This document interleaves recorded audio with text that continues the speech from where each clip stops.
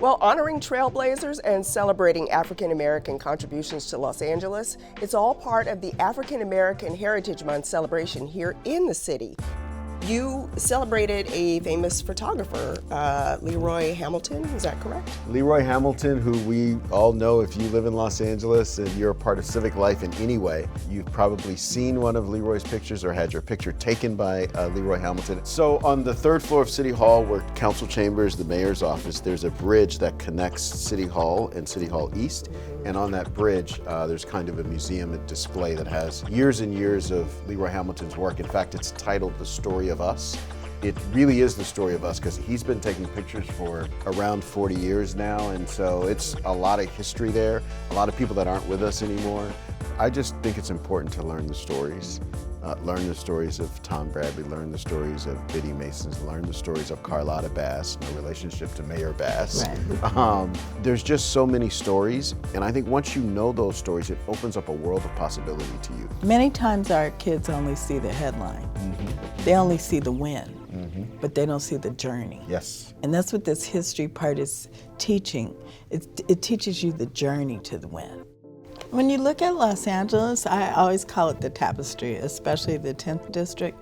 But Los Angeles is really representative of people from all over the world. That's right. You know, old California, we had Pio Pico. His first governor was Afro-Latina. You know, he really paved the way for leadership of a gentleman of color. And then we have Biddy Mason, who owned everything on Hill Street. You know, she petitioned for her freedom, came here as a slave, and really made a difference for other people in their growth. So we have some big shoulders to stand on, and they fought for it with a lot less community to support them, and we have community that supports us. And that legacy really continues. You know, we have an office of civil rights affairs, for example, in our city. We have a commitment to inclusion, to diversity, and I don't think we're going to be going back from that. You know, we have a majority of a population that's people of color, so I think this is an exciting time, and I'm just so proud of this next wave of leadership that are stepping up to the plate and really making a difference. You know, it's our job to represent well and to see everyone where they are and not just look at life one way. You know, we're not going to go back. That doesn't mean other people aren't going to try to. They're going to push on it. But you know, we've had these struggles before, and freedom, justice, and equality prevails, and the story goes in our direction as long as we fight. And so, the long as we fight is the important part.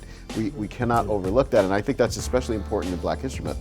You know, all the nice pictures of all the cool people, Malcolm X and Martin Luther King and Rosa Parks, all those are great. But in Black History Month, I really want to make sure we remember the everyday people. The people who walked instead of rode the bus to work during the Montgomery bus boycott. All those hundreds of thousands, nameless, faceless people that showed up for the marches. All those people that show up to vote.